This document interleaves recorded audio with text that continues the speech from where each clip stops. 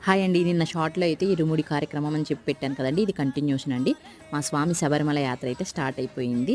చక్కగా సికింద్రాబాద్ వెళ్లి రైలు ఎక్కేసేసి ఇది కొట్టాయం స్టేషన్‌లో దిగేసారండి. కొంతమంది స్వాములు అందరూ కలిసి ట్రావెలర్ మాట్లాడుకొని ఇప్పుడు పంపా నదికైతే స్టార్ట్ అయ్యారంటండి. ఇదంతా అటువైపు ప్లేస్ చాలా పీస్‌ఫుల్‌గా ఉంది కదండీ! ఆకాశం వచ్చి కొండల్ని, చెట్లని తాకుతున్నట్టు అనిపించింది.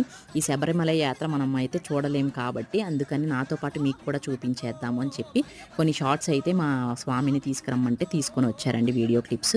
అవే మీకు చూపిస్తున్నాను. ఇదైతే పంపానదండి. ఈ సాయంత్రానికి పంపానది దగ్గరకైతే వెళ్లారు.